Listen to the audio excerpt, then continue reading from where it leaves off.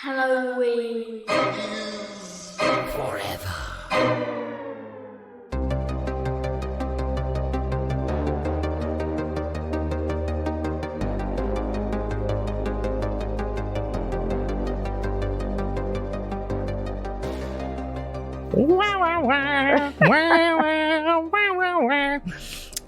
I was going to do a whole thing with like the genie, but I'm going to give up on that bit. Welcome, boys and ghouls, to another fucking video of Halloween Forever. I'm Ryan. I'm Meg. I'm Steve. I was going to do a whole like, you ain't never had a friend like me situation, but I was like, that's going to be a long amount of singing immediately as soon as the episode starts, and it will be turned off by 98% of human beings. Guys, we are going to talk about a movie tonight. Speaking of genies and jinns and all manner of that sort of business, we're going to talk about an absolute holy piece of shit movie called Wishmaster 3 from 2001, I think. Yeah. Oh boy, it's a steamer. Ooh, it's a steamy one. Yeah, but we did a little Tubi Roulette, and we'll talk about that here in a quick second. But we've got a few other things to do. First of all, once again, thank you for joining us. As we just discussed before we jumped on here, we actually have an extra week. Extra Monday this month. So normally we would be talking about what our Showdown episode is going to be for next week. And we will. We're going to do a little bit of that. But we actually, Showdown episode is not going to be for 2 weeks from the release of this episode. But we've got some other exciting things. We had an exciting week at the Cryptor-Kel for the Halloween is Forever crew. We got some cool stuff planned out, which, I guess we'll kind of get into here. First of all, we're going to do a damn live show. We're going to do a live really? recording of the podcast. Yeah. It sounds so cool. I know. You're just learning about this now? That's discerning. Or no, that's disconcerting. Discerning was a totally different word. That means a different thing. Yes, it is going to be on, correct me if I'm wrong, that's going to be June the 25th, right? Yeah. Yeah, so next month, the 25th, it's a Saturday at Hop Farm Brewing Company in beautiful Pittsburgh, Pennsylvania, and Lawrenceville. If you're not familiar, we are going to do a Meg, tell us about the collaboration beer you did and kind of where the brainchild for this thing started. Oh, fuck yeah. So this whole collaboration with Hop Farm started last year. Every year there's this like very large Pink Boots collaboration, which if no one's familiar, it's like an all-female beer professional organization. They do like people who are in wine and spirits can also be part of it. Mm-hmm. But they do a lot of scholarships. So there's a lot of fundraising throughout the year, but usually once a year, it's like every chapter or whatever, as many people are raising money for it. So last year I asked our friend Malcolm at Hop Farm if he wanted to basically collaborate with me. And I brought in one of my brewers at the time, Shannon, and then it just turned into this like mega collaboration. So we basically sat down and we're like, what do we want to do? And then all of a sudden we got this inspiration based on one of their farmhouse beers. And I'm a huge fan of honey. And so it kind of just started rolling. And Shannon had this idea of using like the name May Queen based off of our beloved horror movie, Midsummer. So that kind of allowed us to really focus on the other elements of the beer. And so it has this like floral tea in it as well as honey. And it's really cool because we ended up with this like super collaboration with a bunch of really amazing women. So this year is year 2. The base recipe altered very mildly, but our tea that we're using is a little different. The honey we're using is a little different. And so we're just basically now teaming up with Halloween is Forever and doing the ultimate collaboration right now. Yes. So, and as Halloween is Forever, we are going to add zero value by showing up and talking about spooky ooky shit, and maybe some folks will come out to see us. We would very much appreciate if you did. We're going to start, so there's kind of a release party for the beer, right? Starting at 7 p.m. 7 to question mark. Oh my gosh, we're such party animals. Because we like to fucking party. No, I think they're open to 11, so go home after that. But it does. The party starts at 7, and then we are going to kick off a live recording of the podcast at about 8 o'clock. So if you want to come out and see it, we're not going to watch the whole movie or anything. We're going to show some clips and things like that. So if you haven't seen Midsommar from, what year was that from? 2018? 2019? Somewhere around there. Yeah, just the last few years. Go watch that sumbitch, because it is a heck of a movie, and we are going to be talking about it. But we're not just going to be talking about the movie. We're going to be drinking some damn beers, doing some silliness, and all manner of spooky ooky shit at Hop Farm Brewing on June the 25th. Come out and see us. Free to get in. Just buy some beer, buy some food, support the cause, try the collaboration beer, spread the word. It's going to be fun old spooky time over at in Lawrenceville on the 25th of June. And hopefully, we don't aren't dragged out in handcuffs, and so we can maybe do stuff like this again in the future. I'm actually have another little cool thing in the works that I'm going to meet with some people on Tuesday about. So stay tuned for some other spooky news here in the coming weeks. But goddamn, we got some other news. I recorded a podcast earlier this week last week, I guess. Comes out with the dudes over at Monster Party. If you've ever heard Monster Party podcast, it is been around for a long time. They do an awesome job. They talk about all manner of like horror and sci-fi and silliness, and they're super fun and super funny. And I had a fucking blast on the podcast, which I think is going to be coming out this week. We'll post something about it on the social medias when it does. And then what else? Oh, this was unexpected.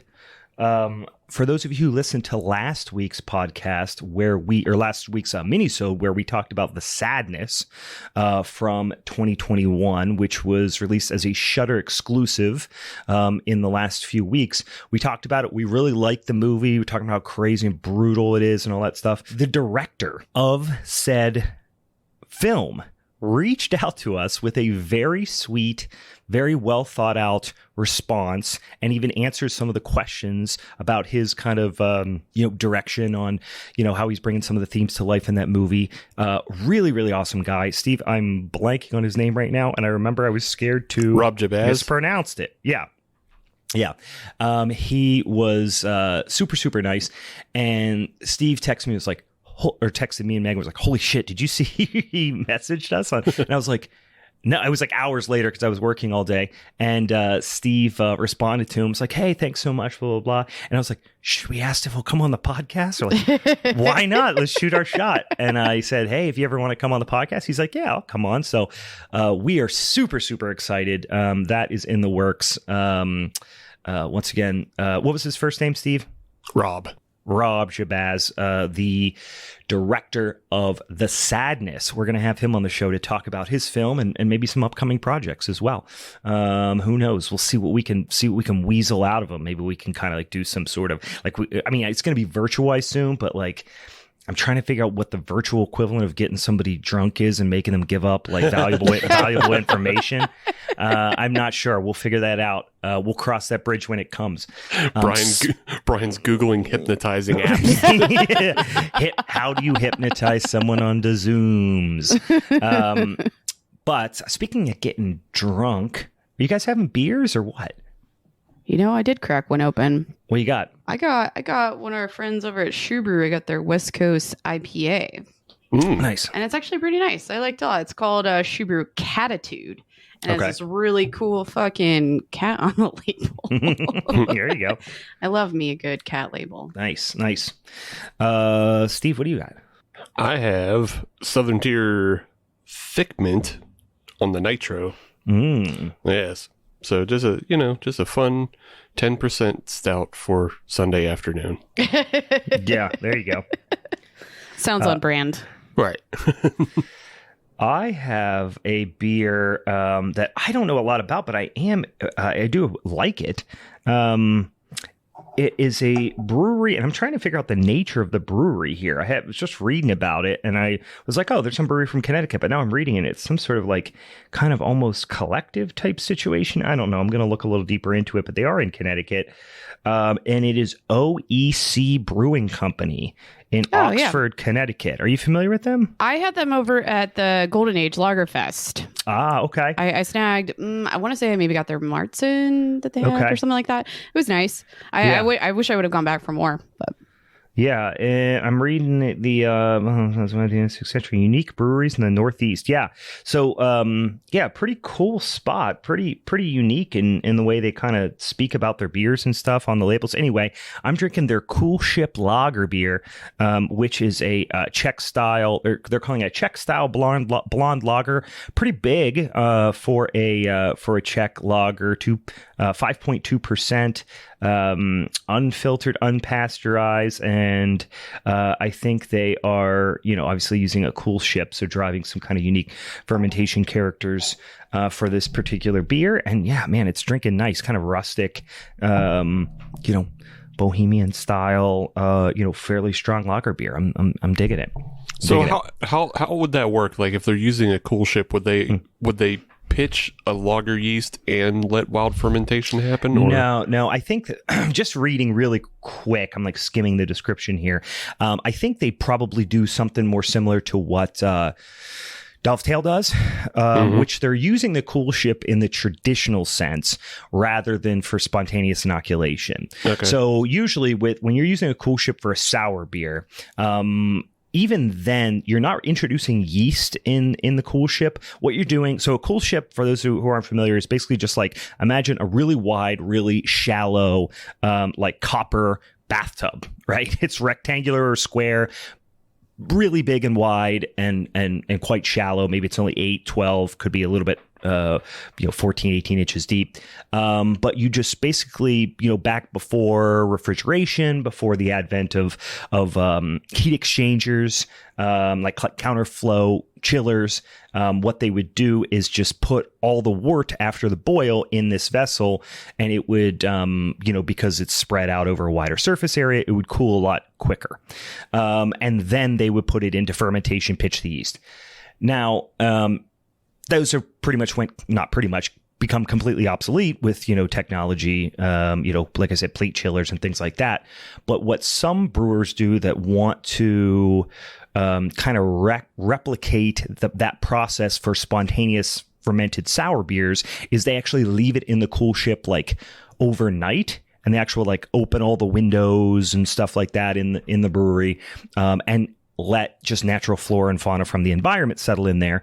But then ultimately they're usually putting it in barrels or a foeder or something like that's where the dominant microorganisms that are going to be working on the fermentable substrate, which is the wort, and everything that's in it, that's where most of it's going to come from. Now, that's not to say there definitely is small amounts of, like I said, wild yeast and random bacteria that are creating some of the precursors that are going to be, biotransformed into weird and fun fermentation, flavor active fermentation compounds later during primary fermentation. Okay. So it's almost like a pre-inoculation before, the actual primary fermentation to just get some other variables in the mix, if you will.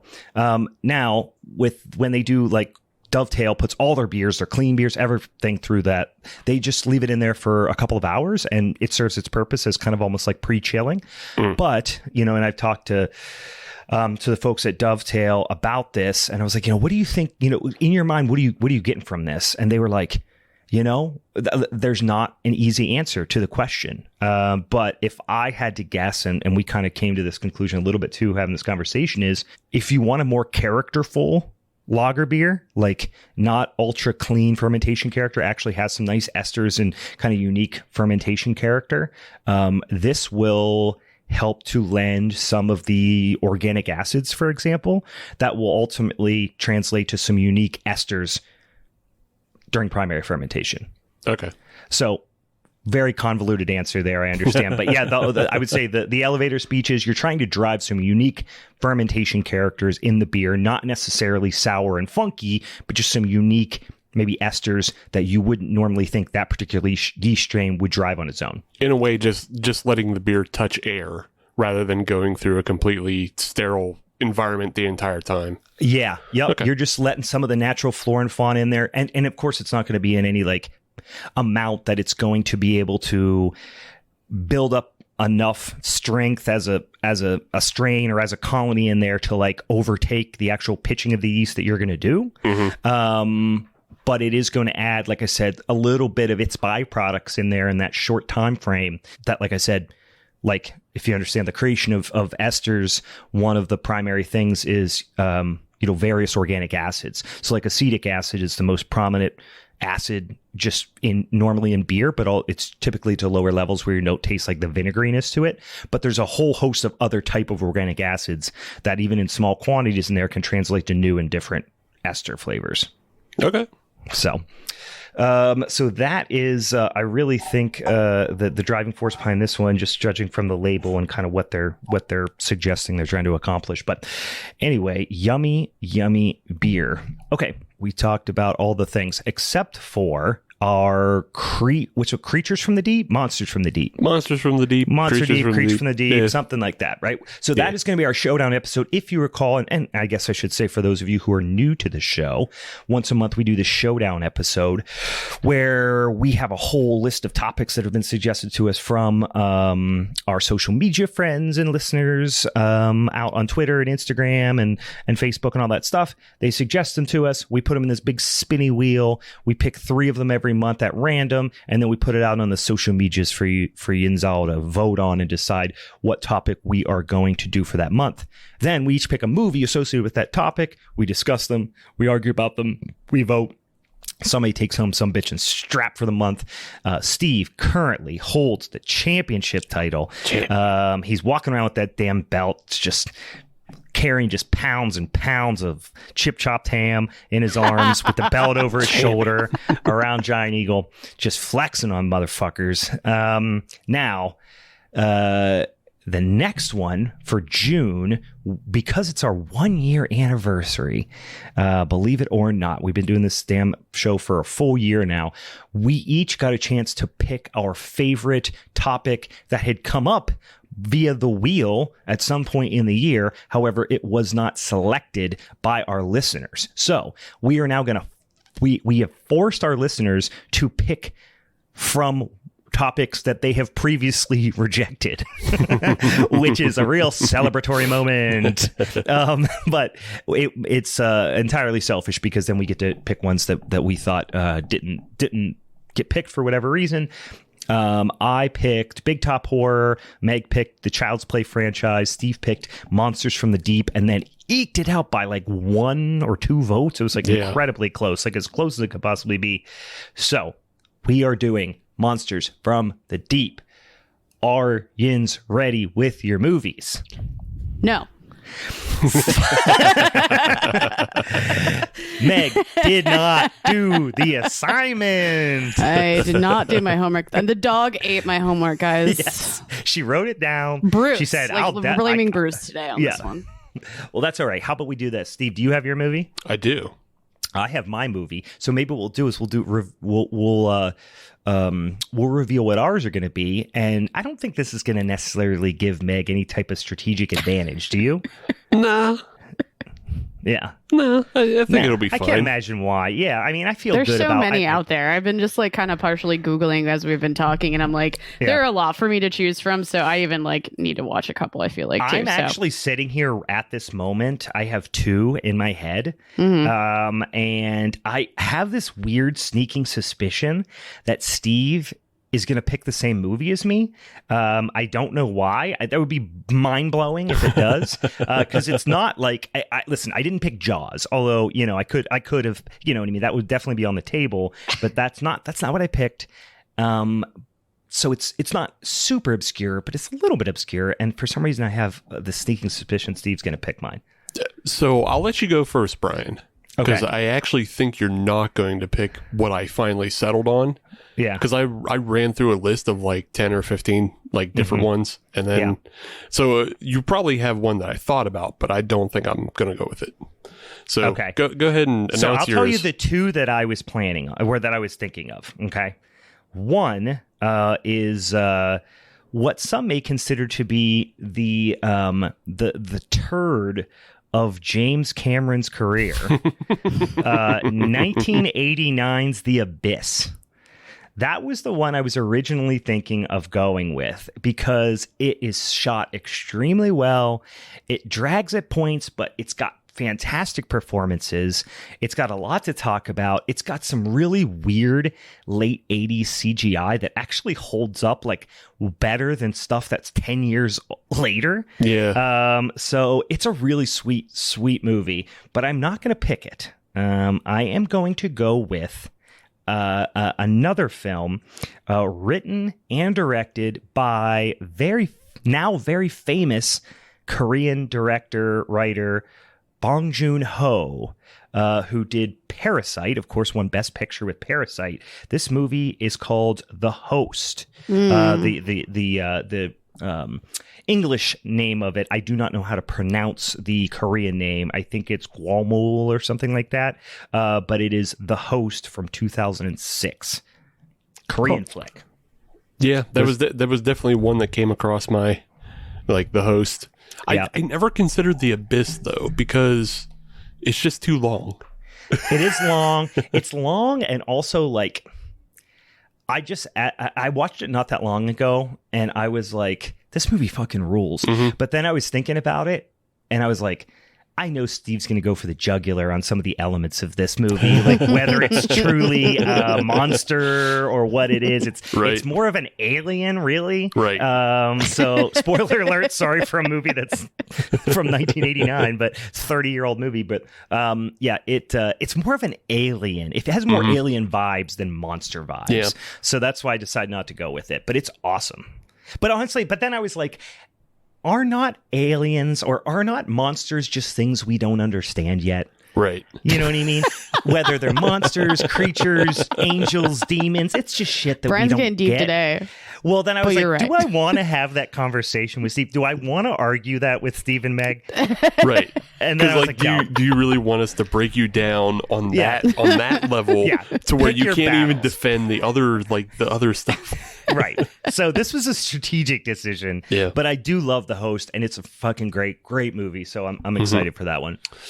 So I think I might surprise you on what my pick is going to be. But I went through all the usual suspects of like the Leviathan and that was on my list too. Yeah, Deep Star 6 it's fine, but like it also drags. And it's boring. Yeah, I want it to be better. Mm-hmm. Every time I watch it, I do like it because it's got great moments, but it drags.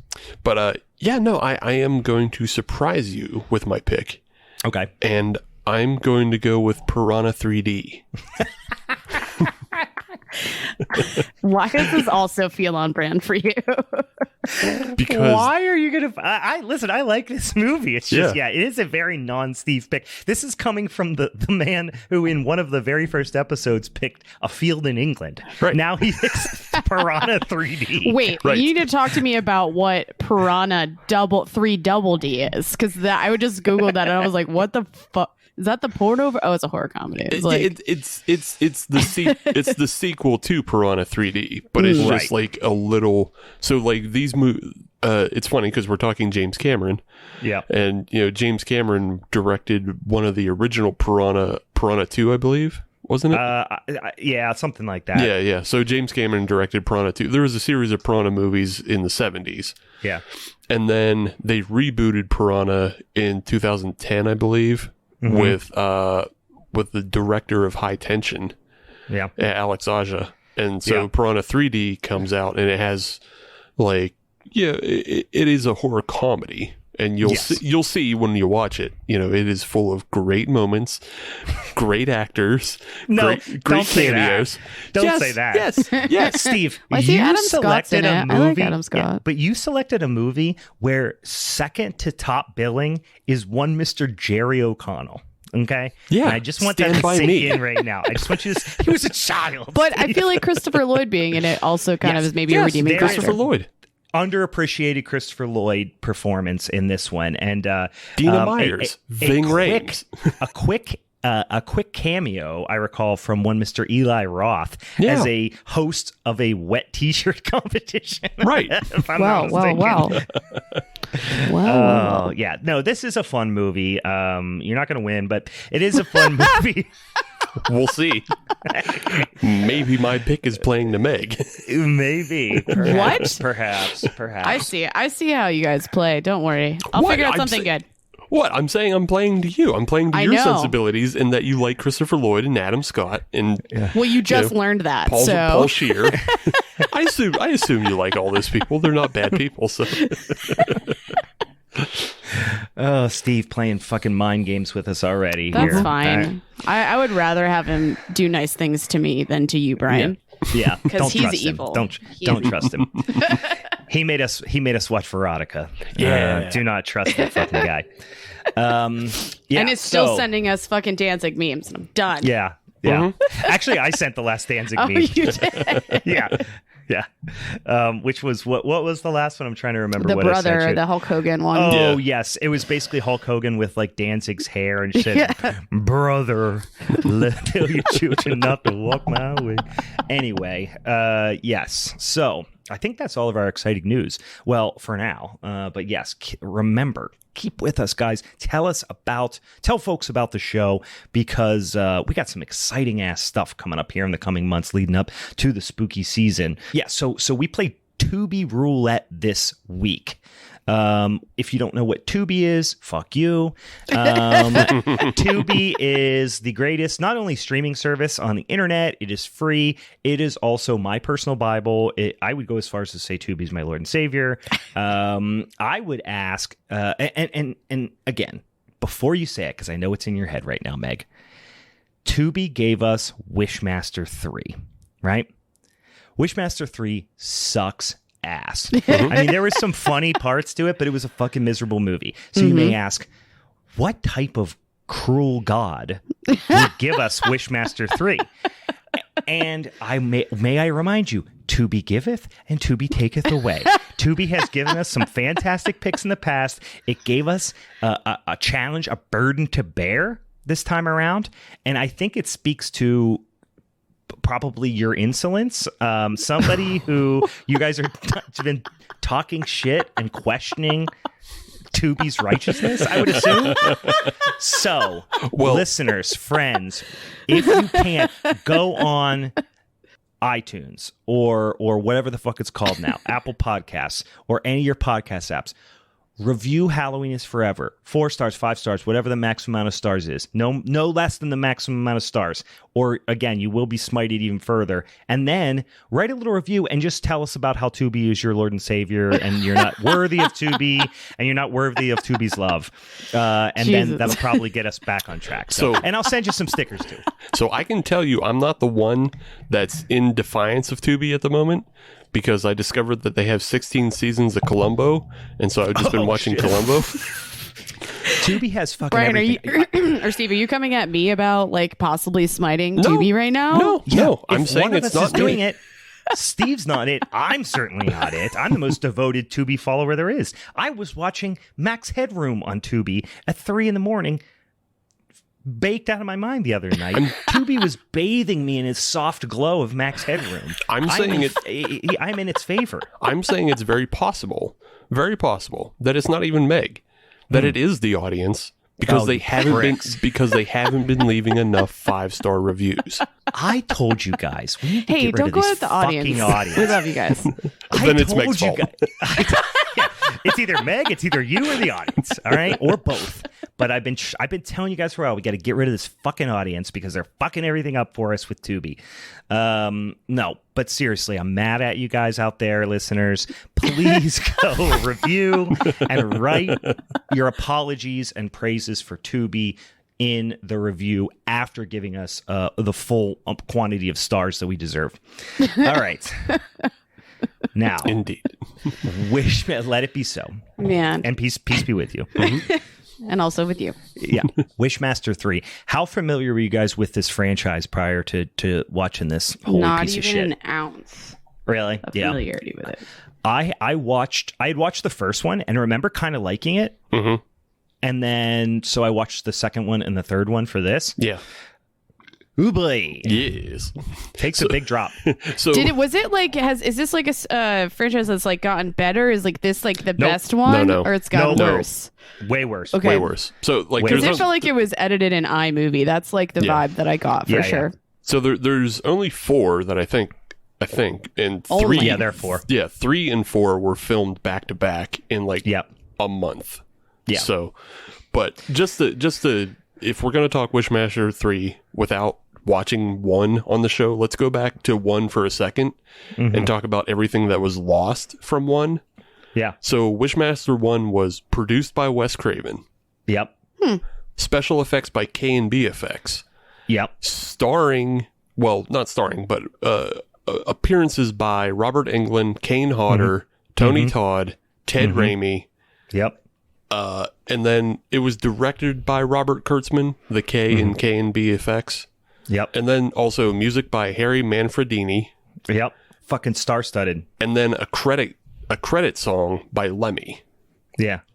Yeah. You have Interesting. And one more other quick one. Narrated by one Mr. Angus Scrimm. from the Phantasm. The tall man himself. Yeah. Yeah. Fucking star. And Andrew, I think it's Devoff. Yeah. Yeah. Devoff or Dive Off. Yeah. He's the fucking whole movie. Right. You know what I mean? Like most of those like big like stars that are in it, stuff like that, most of, maybe with the exception of Robert Englund, he's in it a little bit more if I recall. But like Ted Raimi and like Kane Hodder, they play like quick little cameos. Yeah.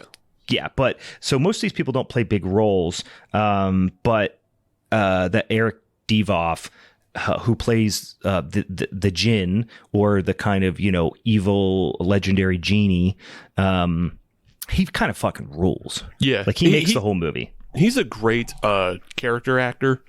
And like if you don't recognize him from Wishmaster, you might recognize him from other things. He is Red Eye in my favorite full moon feature, Oblivion. Oh, I still haven't watched that one. Yeah, but he's in that, and like he appears in a whole bunch of things. So you've probably seen him, but you just don't know that you've seen him. Oh, Vern Troyer's in it too. I just looked that up. I didn't even notice that. There's so many people in this fucking movie. Yeah, it is all over the place. The effects are great. The directing is a little I think Kurtzman directing might have hurt it and just kept it from being like one of those movies that's in everybody's mind in the background. But like obviously the effects are fantastic, over the top. Yeah, they're great.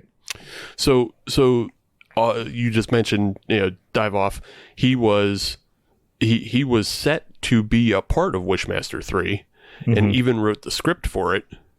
Yep. But apparently the script he wrote was so expensive and crazy that they said no, and then they went with this script.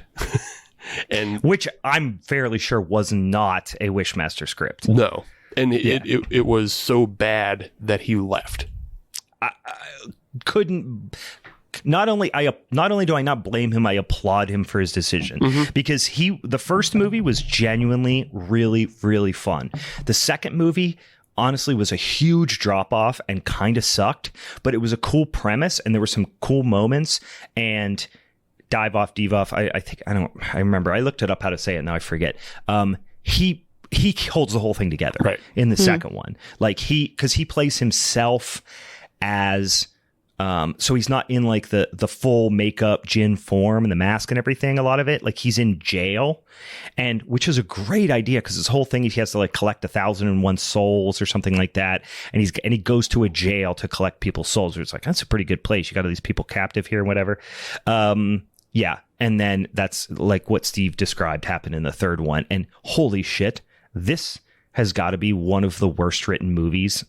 Like, it's not Veronica, but holy shit, it's in the same area of the cosmos. It's just lazy and terrible. So let's talk about the writer then.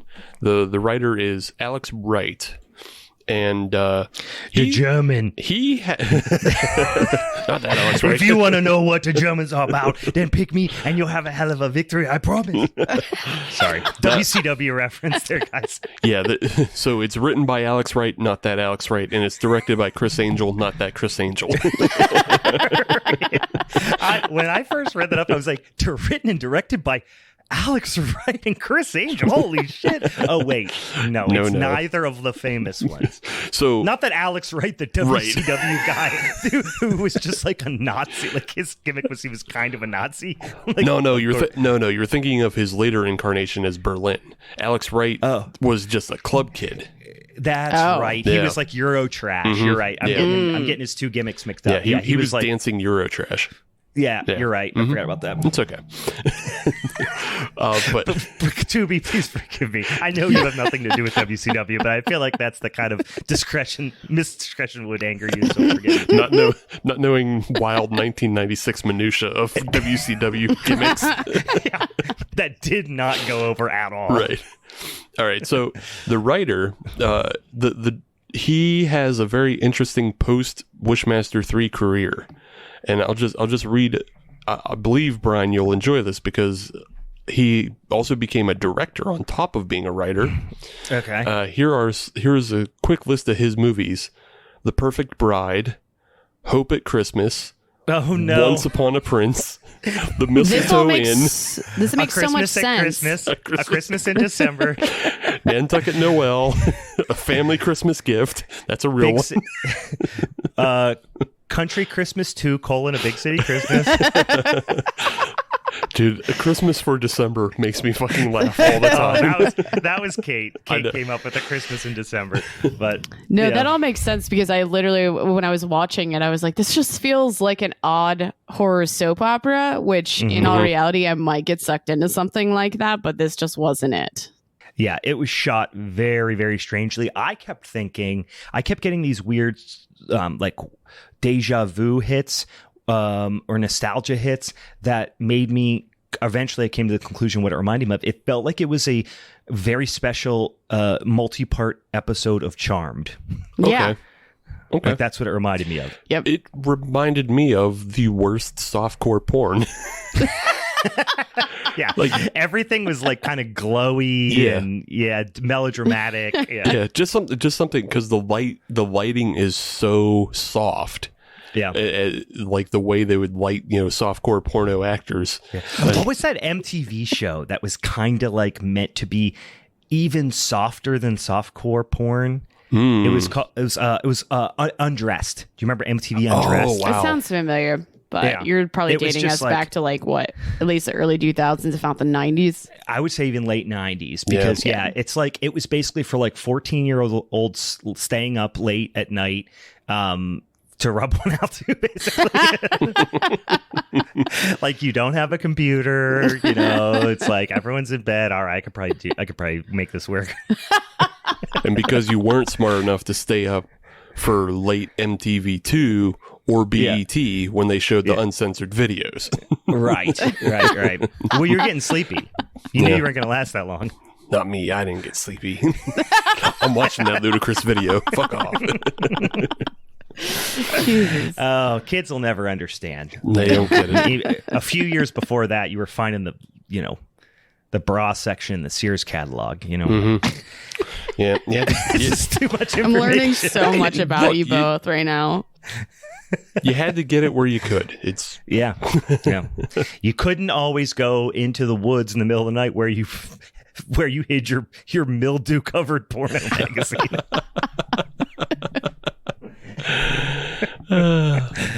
So, continuing on the line of like who had a career after this, the director really didn't. He became an editor for like behind the scenes DVD extras.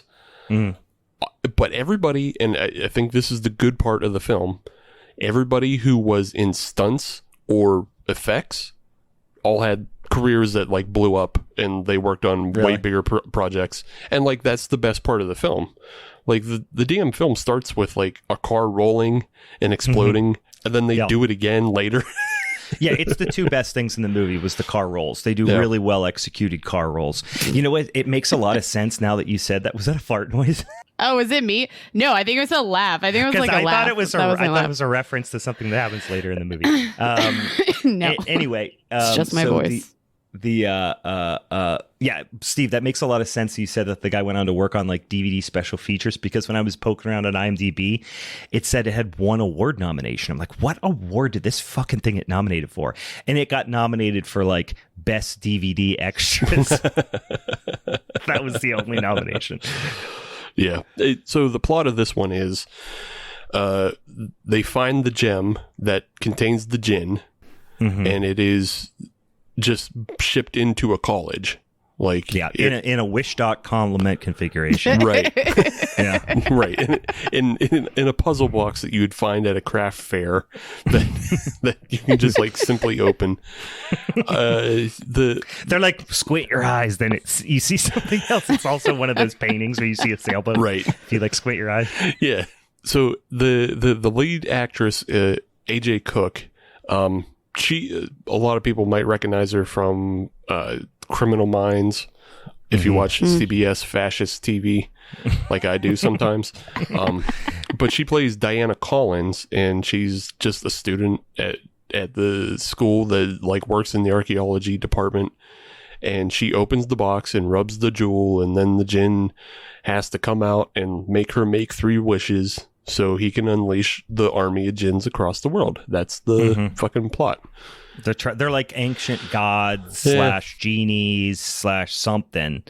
But like in the earlier movies, the best part about it, and the thing that the main guy, Dive-Off, whatever, that he did really well, was the whole idea was like, he wasn't physically, I mean, he looked physically intimidating, but he didn't really do physically intimidating things. It was all trickery and mind games, and he was tricking people into making wishes so he could take their soul, and he would distort whatever their wishes are to make it. It was like when you were a kid and you're like, I'll bet you $1 it's this, and then somebody loses the bet, or you lose the bet, and then they're like, give me $1, and you're like, I said doll hair. Like that's the whole first 2 movies. Yeah, but it's him just playing little tricks and distorting their wishes to kill them, so he can take their souls. Right. Yeah, and this like almost takes all of that and just throws her out the fucking window.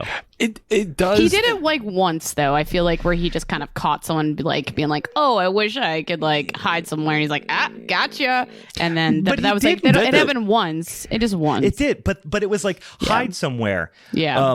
Rats will eat your face. That's not hiding, right?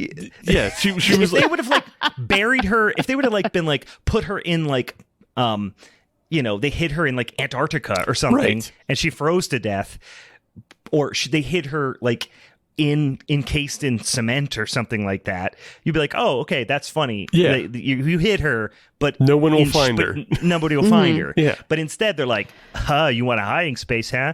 Rats on your face. Yeah, let me shove you into a rat cage, and then your face gets eaten. Okay, I know we're getting ahead, but there's the best part of the movie by far is in that scene, and we'll get to it. But I just need to not forget, because it honestly was one of the more mind-blowing film experiences in recent memory for me, and I need to see if you guys caught it. So yeah, you're kind of right, Meg, and like it did happen like twice. So the one time it happens is like he comes across a co-ed, and she's like, so the djinn winds up taking the form of a professor at the school, and he's going to hunt her down throughout, because they don't have Dive-Off anymore, so they give it to this other guy. Yeah. And he meant to, like, he's a rapist professor. Oh yeah, because for sure, he's creepy as fuck. Yeah, because the whole way the djinn gets him to make his wish is by threatening to Me Too him. Yeah. So because he assumedly, and he was like, it didn't happen, like, so it never gets fully explained, but they're basically suggesting that he raped a student, right? So he picks people that have that those types of, like, hiding something dark like that, so he can expose them into blackmailing them into making a wish, so he can kill them and take their soul. But in this instance, he takes their face. Yeah, which that doesn't happen in the first 2 movies at all. Well, in the first movie, he finds a body at a morgue and takes its face. So does he take its face? Yeah. Yeah. Oh, I don't remember the face thing. I was He takes his face, and then that's how you get Andrew Dive-Off throughout the rest of the movie. But so I missed the face. I forgot about the face thing. So like the two wishes in this one that follow that line of "haha, monkey paw tricked you" is like he says one of the co-eds is like, I want you to break my heart," and then like he does break her heart. He explodes her heart. Right. So then the other one is I want you to end her pain. But that one is just a recycle from the first movie. So that one off the that was the death with the liposuction one, right? Right. Yeah. Why does he not just do that every time? Tell me to end her pain. Right. Wish I'll end her pain. And then you do it and you just kill them. Why doesn't he just do that every time? Well, he tried to do it later in the movie. He did try to do it with the best friend's boyfriend. Yeah. With the boar, whatever it was, the tusk, or if it was an antler or something like that. Yeah. That guy sucked so hard. Yeah. Hate that guy's fucking face. There is not a likable person in this film, and that's there really isn't. Everyone you hate and want them to die. Yeah. Yeah. I take that back. There was one person who was a goddamn hero, and I loved her. Okay. The like the administrative assistant lady with the cigarette. Yeah. She was a fucking hero. He comes in as like, I'm a weird professor. You know who the professor looked like, by the way? Take off the goatee, change the hair. He looks exactly like Mikey Day from SNL. Huh. You know what I'm talking about? Kind of, yeah. I don't watch SNL, so no. Yeah, so he comes in and he's like, I need this person's file. I'm a sexy professor. And there's this kind of like older lady, like white haired, like she's like administrative assistant, I assume, or a filing clerk or something. And she's ripping cigs and just blowing smoke in his face going, get lost, fucker. And he's like, but what if I make all your dreams come true? And she's like, no, eat shit, asshole. Like, she never gives into it. It's like, she just tells him to fuck off like 10 times until finally he's like, I'll make your wish come true. And then she like sarcastically, which I think is bullshit. Yeah. You need to have it be an earnest wish. Right. Because she just sarcastically goes, I wish all these files would burn up so I could get out of here.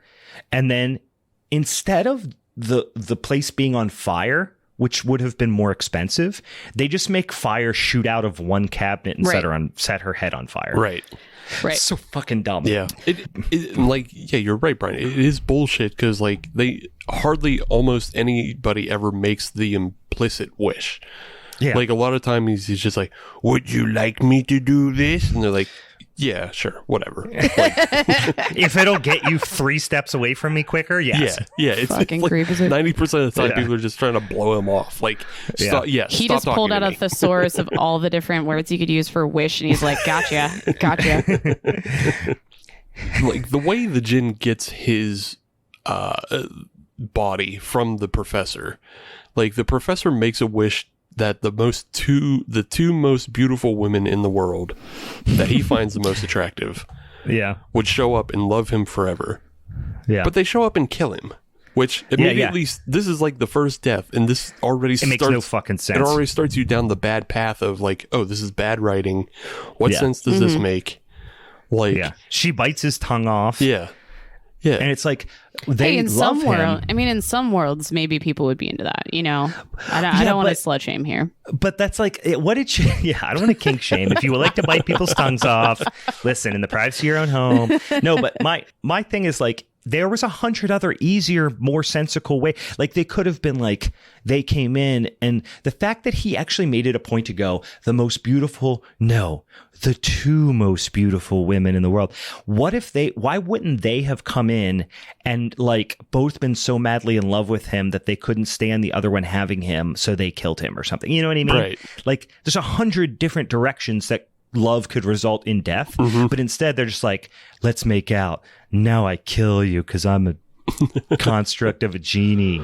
Like, or they could have like written it so it was like that monkey paw thing, and like, you know, I wish the most beautiful woman in the world would suck me off, and then she sucks like his skin off his body.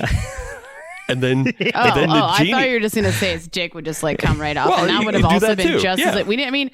You went for the whole skin bag, the whole skin bag, sucks his entire skin off, and then the djinn has skin to wear. Yeah, See, look at you be logical here with this movie. Yeah, it struck me as like they had the guy, hey, we can't do the other dude's script because it's too expensive.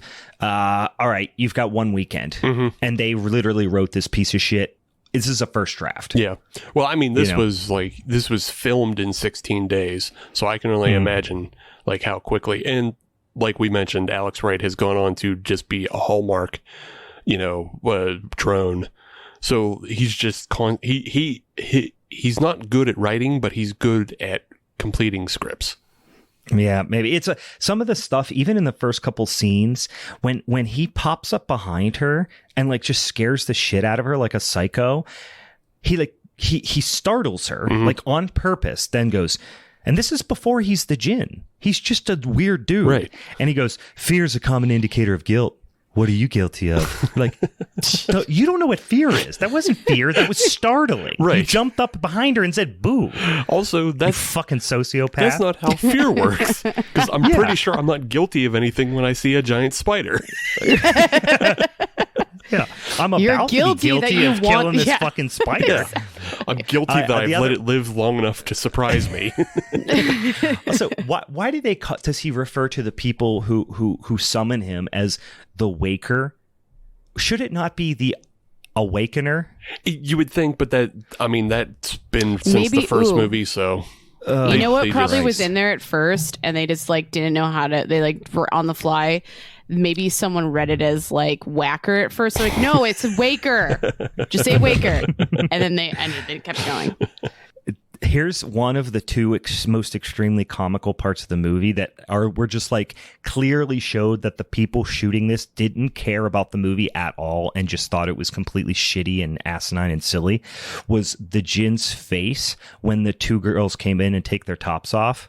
Yeah. And they show over to him, and you're not going to be able to see this, obviously, listeners, but he does like a like the djinn does he does a duck face he does thing? Almost like the Fox cartoon, like a horny wolf in Looney Tunes cartoon face, like wow, those boobs are big. Yeah, it's so silly. Yeah. It's awful. Basically the rest of the movie just breaks down to this really boring cat and mouse game. Like they're just running between the same three buildings until they, at one point, the AJ Cook and her boyfriend run to a church. And like, this is probably my favorite comical moment, is that they run into the church looking for a priest to help them combat the djinn. And then he's just hidden under a black blanket, and he pops up and he goes, "Yeah, the priest is indisposed." That was for sure in like Chris Angel's car, and he's like, "Guys, fucking take it." Yeah. Like, I just imagine that this was a very frustrating process. So everything was just kind of like, well, what do you fucking have? Like, what can we use? Yeah. Sorry. And that's the same reason why they had the suit for one day. Right. So they're like the djinn suit. So they're like, all right, let's just pretend the djinn goes into this fucking dork, so we don't have to rent the djinn suit for any more days. Yeah.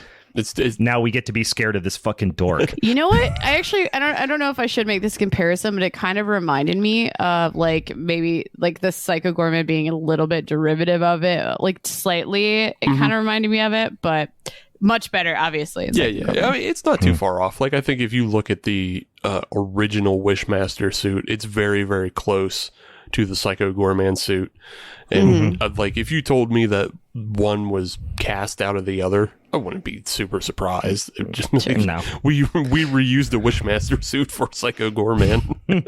Yeah, it would be like Ernest Scared Stupid, reusing the the Kyoto Brothers stuff from Killer Clowns. I just read another one of and it's like super recent. There's that Shin Ultraman movie that came out. Oh yeah. And they reused. It like bombed super fucking hard, didn't it? I guess so. I don't know. Yeah. But they reused the Shin Godzilla costume as one of the monsters in it. Really? Yeah. I didn't even notice. Yeah, the whole cast like couldn't have less chemistry. Like you could tell they had no like real life relationship with each other at all, because they just were like so cold and like just zero chemistry. Which, I mean, it helps later because once Diana's boyfriend Greg gets possessed by Michael the Archangel, which was a wild turn I didn't see coming. Same. Yeah, like, then it makes sense that they have no chemistry. But yeah, like you mentioned the one boyfriend of Diana's friend Billy, like he is insufferable. He is, but at least he was like trying to deliver a performance. Like the main boyfriend, is it Diana? Diane? Yeah, Diana. Yeah, Diana's boyfriend. His performance was like, it was like somebody was like strangling him and he had very little oxygen and he was about to pass out all the time. Like, he looked like he was about to pass out from asphyxiation at any moment. Like zero energy. Yeah. It was horrible. It makes so much sense though that Alex went on to write all these Hallmark movies though, because Greg is giving that exact performance of the bland milquetoast, just clean white slate of just boring handsome. He would be great in a movie that had zero conflict, like the Hallmark Christmas movies. Like the conflict is someone is gonna lose their apple orchard or whatever. Right. Someone's if we don't get the loan from the bank, we're gonna have to close our candy cane shop. Like that's every one of those stories. Actually, that might make a good base for a horror movie, though, a Christmas horror movie. TM, guys, TM, let's go. TM. So, someone needs to snowmobile a can of gas out to the plow truck. Yeah, but it's snowing pretty hard. Don't worry, I got it, babe. I'll do it. Guys, we got to take a plate of cookies over to old man Johnson's house, but our cocoa will get cold. That's like the conflict. Don't worry, I have a thermos. Oh, you're my hero. I love you. Yeah. Credits. Day is saved. Never even see the old man. I feel like this needs to be an official segment of the show now, is you guys going back and forth on like a made up script, because it should just life do like, to me. We should genuinely, I'm not even kidding at all. We should do 30-second Hallmark Christmas movies. Like we should actually shoot them. That would be funny. But I don't know how to be a baker. I'm a career lady. If you're blandly handsome or hot, let us know. Let us know.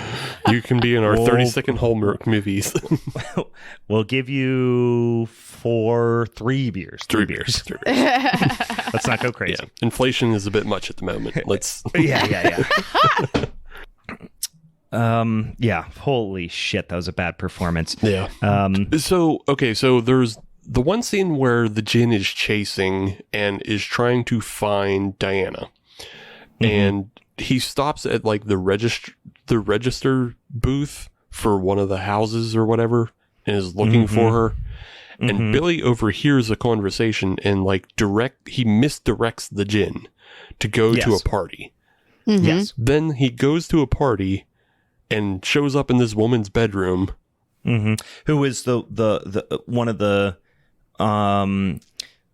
students whom he was stroking her face in class earlier. Yeah. Which is frowned upon even in 2001, I think. Yeah. He asked where Diana is, and she says sarcastically she's under the bed. And then he looks. Yeah. Yep. I actually got a kick. I was like, they're really playing off that this guy is so fucking dumb right now, or like just doesn't understand sarcasm. Yeah. I think the idea was supposed to be like, he doesn't understand sarcasm. He's not human, and that should be scary. But it just came off silly as fuck. Man, I don't know why I just got a really funny scenario and inappropriate thought in my head that is she would have done that and then just turned around and just start pegging him like that. That's a trick she plays on all the dudes Right. come over. No, but turns out that she's actually the person that's been killing everyone. He's just a victim. Like she's killed a bunch of genies this way. She's the I'm danger. like laughing and embarrassed for myself right now. Then he does the face that he did when the boob girls walked in. He's like, Oh, you got me. Yeah, it's such a it felt like something that they were trying to establish that like he's super literal because that's the way he grants his wishes too. He's like, Sure. Yeah. But like that was never established in the previous movies. He understands sarcasm. He's been alive for thousands of years. He's not an alien. He's actually like a social chameleon even. He can go into jail and just like completely, fleece all of these like career criminals and stuff. Right. Mm-hmm. It's just such a... And like it never comes up again. Like it's not a way that they defeat him or anything. It's just... Nope. You thought it was going to be foreshadowing when he did that, but no, it never comes up again. Mm-hmm. Turns out the jump scare with the fucking antelope or whatever is the only foreshadowing when she puts it back up on the wall. Well, now, Brian, there's actually two parts of foreshadowing. There's that, and then there's also how the movie really starts, which is it starts with her waking up from her nightmare about losing her family. Oh, well, yeah, that's like just her story. They thought they were doing a good job of like bringing her story arc full circle. Yeah. And she can say, I love you now, right. even though her parents died in a car crash. And then also it starts with Greg looking over the edge of the building. Oh, yes, because she thinks he thinks she jumped. And then it ends There's so much eye rolling going on right now. Yeah. Yeah, he does. And then she jumps off. And then, I understand we're jumping over a lot of things to get to the end, but then he basically breaks her fall like a human, trampoline type thing? Yeah, like one of those things. Trampoline. I couldn't remember the name of it. I was going to say a beanbag, but yeah. Safety net? He just lands on him, and then you're like, wait, would she have really died if she jumped from there? Probably not. She'd just break her leg or something. Depends. Who knows? Yeah, I don't know. But it starts with him looking over the edge and ends with him looking over the edge because she actually did jump. It starts with a car roll, ends with a car roll. And instead of destroying the Death Star, he destroys the ship that controls the robots. Again, it's like poetry, so if they rhyme. Oh, all right. We got to step back because there was a couple of what do they call that? Things to what talk is that about. phrasing like with names that go the same way backwards and forwards? Basically, that movie is the equivalent of it. Yeah. Palindrome. Palindrome. Yeah. Palindrome. Yeah. Yep. That's what this movie was. Yep. Just the same as RoboCop. Why does the Jinn reveal himself and his plan to the boyfriend? Because remember when he does that? Yeah, because the movie's stupid. That's why. I was gonna say, like, why? There's never any reason why he does that. Yeah. And then he runs into to the best friend, the one who gets the rats ate her face, and he's like, "Your best friend was telling the truth." And then she immediately believes him, but she wouldn't believe her best friend. Right. And then she just starts going. She was right the whole time. She was telling the truth. And she's like, what? And she just starts like she just ran 10 miles. She's like breathing really heavy. It's bizarre. But then right after this was there were 3 points in the movie that were 100% make it worth watching. I mentioned one earlier, the funny scene earlier. That this one is her tripping over the bikes at full speed. Oh my god. But then she got up like nothing fucking happened. I was like, why? What? Why was that in right there? So I'll paint the picture. I feel like that was actually realistic. I think that actually just happened. So this is what happens. And again, please watch it at least just for these like 3 scenes we're going to talk about. This is the second of the third worthwhile scenes. She's running. The 2 people, her and her boyfriend, who are constantly running in this movie, they run like they're running in slow motion, or they run like they have like Nickelodeon moon shoes on, like they've never been athletic in their life. And she's running, and she just is running not towards one bike, towards an entire rack of bicycles. She's kind of looking everywhere except for where she's going, and she just eats shit over a bike at full speed, slides and smashes into some boxes. No one was chasing her either. No one was chasing her. She gets up, looks around, and then runs in a different direction into the woods. It was like she was embarrassed and was like, I gotta get out of here, and just runs into the woods. Nobody saw that. Yeah. I couldn't believe it. Makes no sense. It is a complete non sequitur.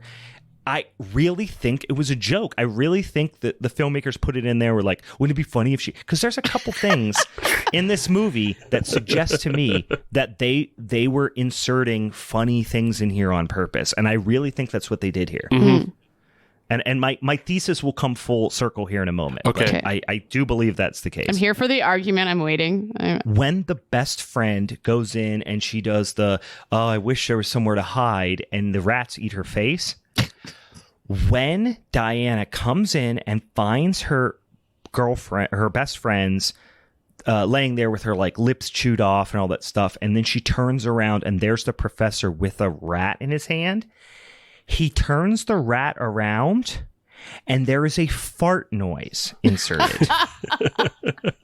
Okay, I swear to God. Okay, turns around, and it's like literally, it's soft but extremely audible. This was on Tubi, by the way, that I watched it. He turns around, and it's, and then I stopped and I went, no.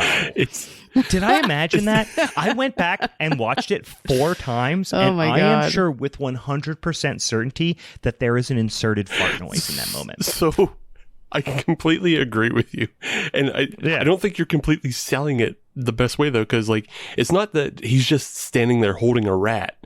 He lifts it. He lifts it up to her face. And puts the rat's ass like in her rat face. Farts in her face. Yeah. Yes, they inserted a fart noise to make it seem like the rat farts in her face. And I heard the biggest the fuck time, you, man. Yeah. And I was like, no, that can't be real. And I rewound it, and I still didn't believe it, even though I heard it. I did it 4 times, guys.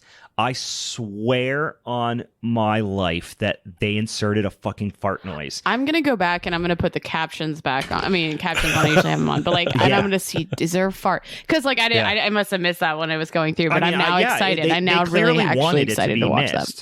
Yeah. Yeah. It is just, and like, they're going to lie to you. They're going to say that it was a chair moving or something like that. But no, that was a fart. Yeah, that was 100% fart noise added in. Someone was probably just on set and they farted and they're like, we have to keep going. over there. Danzig's eating pastrami. He's like, lifts up his ass, farts through his mesh underwear. See, it's not even that. It's Danzig sitting there and he puts his hands up to his mouth. He makes the fart noise. He's just like, hey, get it? It's just like if the rat farted in her face. Hey, the fucking rat farted in that bitch's face. Show me your tits. I couldn't believe that. And then 5 seconds later is the angel, the archangel Michael goes, clever girl. Like in the same way as fucking Jurassic Park. Like, they were just throwing nonstop. Like, this was a joke project. Like, it really was. I truly believe the whole cast was just like, we're gonna get this done. We're under contract. We're gonna put a piece of shit movie out there, and then we're gonna fucking cash our paychecks and pretend it didn't happen. Yeah, and they were both direct. This one and 4 were both like the direct-to-video garbage. Directed, VOD. It was probably the early days of VOD. Even no, 2001 probably not. No. It was just directed DVD. Probably. Yeah. It was just shit to throw in Blockbuster. Like before the Asylum really got the formula down. Yeah, and then we get, you're supposed to have the Archangel Michael and an all-powerful fucking demon genie thing. And instead, their final, they have 2 physical battles, and they're each just like 5 minutes of them both like no-selling each other, like just the most clumsy fighting, and like it was so fucking bad. Yeah, it's clunky. And shitty bladder effects thrown in. It's just like, oh, God.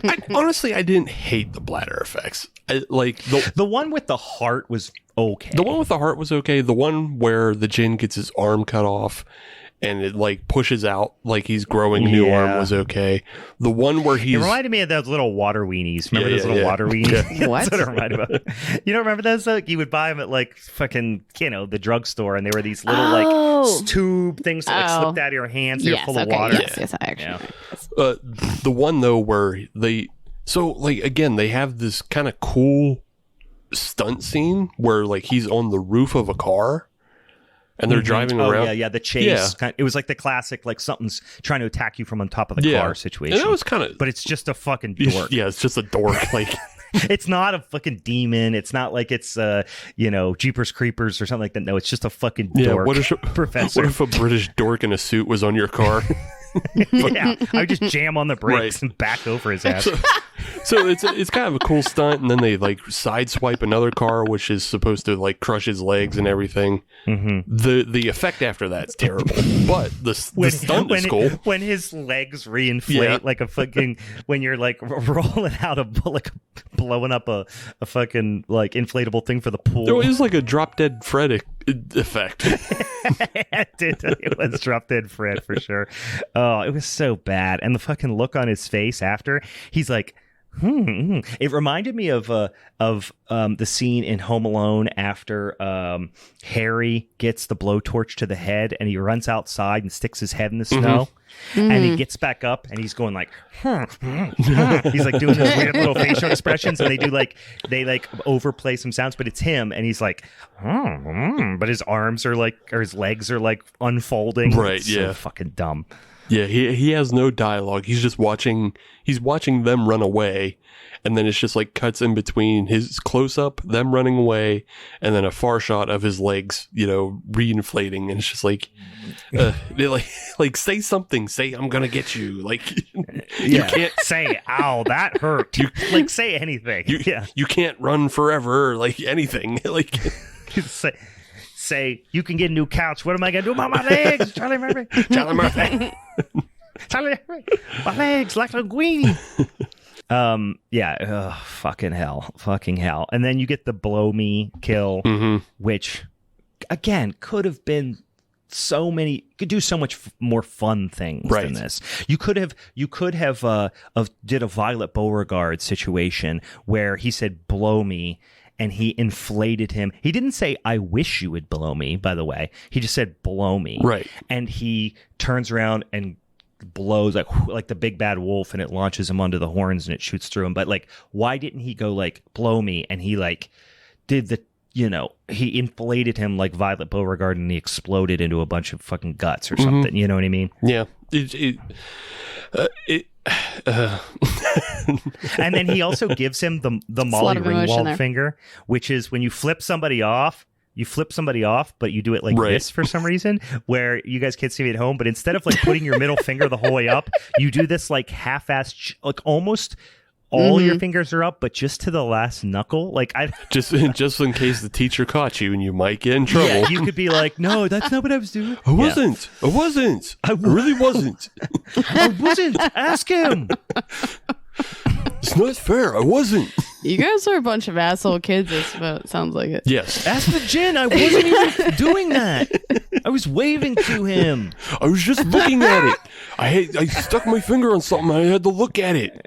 My finger, I got a hangnail. I swear to God. It hurts super bad. I really gotta go to the bathroom. Oh God. And then there's this whole subplot, which we haven't talked about because it's not worth talking about, but the Sword of Justice. Oh, yeah. Which is like the Archangel Michael's sword, which is like this wavy, like serpent-looking fucking sword that apparently Diana has to use once she's ready. It's this very like... it's like the Force. There's so many like Jedi-ish references in this between like her not being ready and they don't know when she's going to be ready and they don't know what being ready means. Right. And then at the end, they literally have the same ending as Jay and Silent Bob Strike Back, where she uses the Force to take the sword from the boyfriend and then stab the djinn right before she decides to kill herself, because she thinks that is going to make it so the djinn can't make her wish anymore and can't torture her loved ones anymore. And let me be clear, the moral of her decision, the heroine of the movie's decision, is I'm going to kill myself to make everyone else's life better because they'll be better off without me. That is not a healthy... Nope. Yeah, No. That is not a healthy message by any means. It also just illustrates how stupid she is, too, because... Yeah. Dumb as a fucking box of rocks. Because the end... And she's supposed to be like this scholar, too. Yeah. That's the even funnier part. Because the ending of the first movie is a simple time travel wish of just wishing something... wishing the inciting incident didn't happen. And the same in the second one, really. Yeah, I hadn't rewatched that one. I'm pretty sure the second one ends the same way. Yeah. So it's like, why did they have to go to... I mean, I get it. Why it would have been cheaper, to recycle the same thing for the third time, but it would have been made more sense. Yeah. But I mean, she's a total buffoon because she wastes one wish on killing her friend, wastes another wish on wishing Michael the Archangel, rather than just saying, "Oh, I wish God would stop you." Yeah. Like, I wish Christ would solve this. Yeah. I wish Jesus would come beat you Right. up. No. No. Or I just wish you would go back in the jewel. I wish you weren't being such a dick. Yes. No, she does. They do everything wrong. See, Brian, that one wouldn't work because then the genie would just become a woman. I wish you weren't being a dick, so then it would just become, Yeah, he would do the whole thing. But it's just so goddamn dumb because ultimately, well, I guess he does regenerate, because I was going to say the whole idea was that she had to be the one to hurt him with the sword, but Michael cuts his arm off, which we talked about, and it definitely hurts him. It definitely incapacitates him for a period of time. It does regenerate, but it takes a few minutes, and they definitely are able to like get away. So Michael could be helping instead of just standing around like a fucking dildo, right? Yeah, he could have been, stabbing him and trying to bring her back from the ledge. He could have been doing a lot of things, but no. Yeah. I like the fact that they try to do this like dramatic thing. Like we said, they do a pretty darn good a car roll, an explosion. The effect is executed super well. It is shot like horseshit because they make somehow a very exciting thing look kind of boring. Yeah.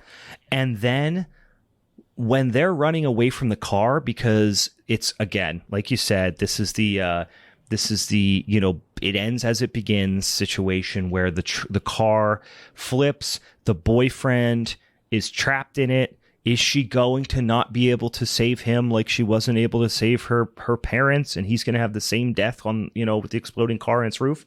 No, she gets him out, and then you think like it's going to explode the second they get out of it. No, they're like 300 feet away when it explodes. Safe distance. It's like a comfortable distance where they could probably not even feel the heat of the fire, let alone being blown up. It's just shot really well, really poorly. Yeah. Like they didn't take the time to get stunt actors. Like they had plenty of stunt actors for everything else, but no, we can't put stunt actors near this. And I think it's also just because like the explosion is actually fucking huge. It's a really good explosion. Yeah. It's just like it's shot so bad. Yeah. Ugh. It makes it even makes it like not look that good. Like you can tell it was a big explosion just from like the perspective and like how big the car is. It's like a big old like 70s like sedan. It's a fucking huge car, and the explosion's giant, but they actually made it look less impressive because of how badly they shot it. Right. Ugh. Yeah. Shameful waste. Oh, and then and then the end, which I don't know if we're ready to get to the very end, but we talked about how, again, it's the end of Jay and Silent Bob Strike Back, where she uses the Force to pull the sword over. She jabs it through the djinn. The djinn and her fall down hugging each other from the roof. She lands on top of him, but luckily she lands to the side of the sword. The sword goes into the ground, and then he, basically that thing that happens when you kill a bad guy in an NES game. They just like blink until they disappear. Mm-hmm. That's what happens to her. That's what happens to him, rather. And then she's dead, I guess. Yeah. But you saw her survive the fall, but now she's dead, I guess. I don't know. And Michael and she's like 12 feet out from at least maybe 20 feet out from the wall when they fell backwards. Michael, AKA her boyfriend, I don't know which it is at this point, is on the roof looking down going, "Wake up. You gotta wake up." And then one single angel tear falls and then goes out to where she's at, lands on her face, and his angel tear revives her. Yeah, because he's blessed. He's blessed. Well, they did establish earlier when she tries to hold the sword of justice and her arm gets melted, he is able to bring her back, with the arm. So what? He's able to heal her. So why isn't he healing everybody? Right. Yeah. It doesn't make any sense. Why? I mean, he's an archangel, so I guess. I mean, if you think about like Dogma, now we're talking about the second Kevin Smith movie already. If you're thinking about Dogma, like the archangels, like Gabriel and Michael or whatever, played by Matt Damon and Ben Affleck, they don't give a fuck. In fact, they take pleasure in killing people. Right. So they don't care about humans. In fact, they think they hate humans. But if that's the case here, why is he crying when she died? It just doesn't add up. You know what I mean? At all. They loosely establish that Greg is still somehow inside of her. Or inside of him. Gotcha. Yeah. No, Greg. That's a Third Eye Blind song. Yeah. you were just singing the leader. You were singing the lyrics of a Third Eye Blind song just now. But Greg is still somehow inside of the angel. He has some sort of influence, but not really. Right. So it's just loose, lazy writing in case like somebody got confused about something. And then they're like, we'll just make it more convoluted. That way nobody can question us. Yeah. You don't understand the rules, which is a shame because in the first two movies, the rules were like really pretty well laid out. You know what I mean? And that was what provided the kind of guide rails, if you will, for a lot of the good interactions in even the second movie, which was, again, kind of shitty. Mm-hmm. But those guide rails are what made it interesting. Right. This one really has no guide rails. Yeah, it really doesn't, because they just make up whatever they wanted along the way. They just throw in Christian propaganda and throw in fucking like shitty wishes aren't even really made. Mm-hmm. And then like you get some boobs. And they're like, that's how we justify this. We showed some boobs. Oh. You know what this reminds me of? This just occurred to me. This could have been one of the higher budget, like Kirk Cameron produced, like Bible action movies. Like The Left Behind or whatever that series is. Mm-hmm. Like this could have been in that. If there was a little bit less violence, this could have been in that. Not so much less violence, but definitely less nudity and sexuality. I guess less graphic, violent. You know what I mean? Although some of those do have a lot of that too, I guess. But if you make the wishes more specifically tied to like sinning, with greed and things like that, and then like the djinn is like granting everybody's wishes to sin, but then you have you have one character, she wants to be protected by the archangel. Ooh. Well, maybe that's the overarching theme of this, is that literally every human is so flawed that everything they wish for is coming from ego and a sin. So boom, guys, done. Yeah. I'm just saying, if Kirk Cameron would have showed up and been like, should have prayed on it. Tots and pears, boys and girls. And then they pass the collection plate and then it's over.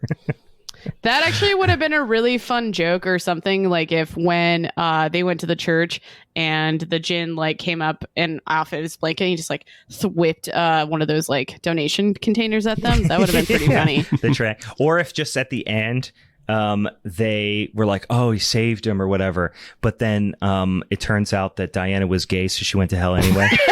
No, here's like even and Kirk Cameron was like, told ya. Alternative ending to that is that like saying whatever about saving him, and then he just like pulls out a wad of cash, saved something. Yeah. Or here, even better, the white rat that farts in her face is Jesus Christ. It's like all the symbolism I fucking need right now. Yeah. No. We're just all just a rat in a cage. No. It's when the rat farts in her face and he goes, looks like someone got left behind. No, I think that's when you actually pull in the Smashing Pumpkins line. The rat in a cage. Despite all my rage. Guys.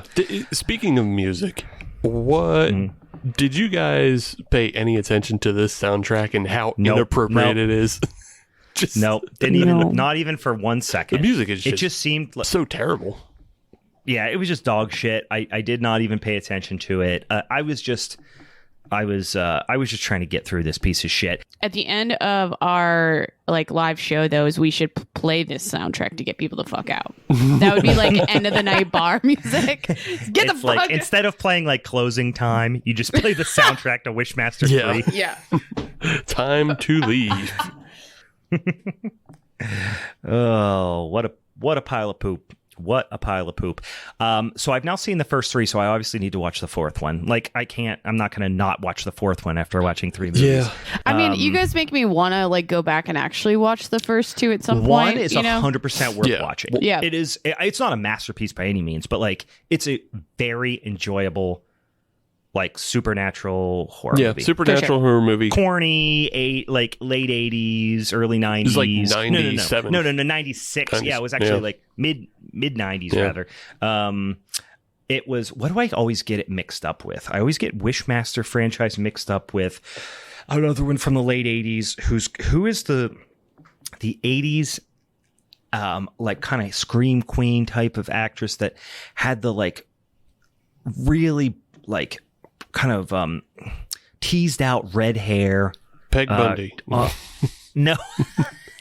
Yes. Yep.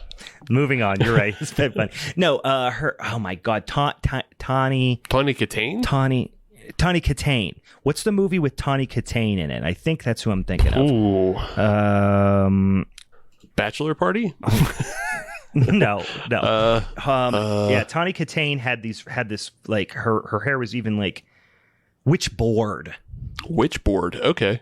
Witchboard. If you've ever seen Witchboard from 86, in my brain, I mean, they don't have a lot in common at all. It's about like a Ouija board and demons and shit. Anyway, holy shit, she is awesome in that movie. She's so fucking hot. It's ridiculous. But she is also, it has nothing else to do with each other. I just get Wishmaster and Witchboard mixed up all the time. Tangent for you there. I know that's important for you guys to understand that I get 2 B horror movie franchises mixed up in my head. Go watch Witchboard instead of Wishmaster 3. Yes, for sure. Watch first. I would rank them Wishmaster, then Witchboard, maybe, and they might even be neck and neck. Then Wishmaster 2, then 90 Feet of Shit, then Wishmaster 3. Wishmaster 4 is not better. I can't imagine. Did you watch it? I turned it off. I like because I watched. Yeah. Dang. I watched the first one after watching 3, and then I was like, well, I might as well try to watch 4 since they were filmed back to back. See if there's anything in common, and it's just like just turn it off. Yeah. Yep. That makes sense. All right, boys and ghouls, let's remind you, check on back in or a minisode next week where we get to hear what Meg's movie is She is playing games with us right now. Quit playing games with our heart. I knew you were going to say it. I read your face. You were going to do that. You saw my body. I saw your dance start happening, and I was like, she's going to say quit playing games with my heart. I know it. You guys can't see, but as soon as I said quit playing games, Meg just started kind of. She really telegraphed. Like, I know exactly. Yeah, she telegraphed that punch. Yes, check on back in for that. More information about some of our really exciting upcoming shows. We're going to have some guests on. We're going to do some live recordings. We're going to do some spooky ooky fucking shit. We have so many fun things coming up as we spiral towards the intro to spooky season, boys and girls, once again. And as always, go ahead and write a review, rate us, screenshot it, send it to me. Make sure that you're apologetic to Tubi because you don't deserve its grace. And send it to me. I'll send you some stickers. Check us out on the social medias as always. We're getting close to 10,000 followers on the Instagram at Halloween is Forever, at Hallow Forever on Twitter, Halloween is Forever Podcast on Facebook, at Halloween is Forever Pod on even the TikTokies, or Halloween is Forever Pod at gmail.com if you want to send us one of them fucking emails. Anything else we're forgetting? I don't think so, bro. Tell me your favorite Columbo guest star. Steve. Go listen to Steve's soon-to-be spin-off Columbo podcast. And don't watch Wishmaster 3 under any circumstances, except for that part with the fart. Watch the fart. 100% worth the watch. Watch the bike fall. Watch the bike fall and then shut it off. It's free on Tubi. Go check it out. Say hi to Tubi. Say your prayers while you're there. Here's the nice thing. Here's the nice thing about our Grace Tubi is that Tubi does have like quicker playback options, so you can watch Wishmaster. You can watch it faster. Yeah, at like 1.5 volt, speed or whatever. Yep. Yes, do it. We need to find that. Actually, might be a really fun spin-off of Tubi Roulette. Is like just picking a movie and just like playing it faster at like 2 times faster. Yeah, and just seeing what we get out of it. Yeah. We might find weird hidden messages. I truly believe that. Let's watch. I think inserted by Tubi though. Gotcha. Let's watch Beyond the Black Rainbow at 2 times speed. Yes. Oh my god. Oh, that would fuck me up. I got a little gremlin in here. You want to say hi real quick on the show? Hi. Hello. What were you eating that you have all over you?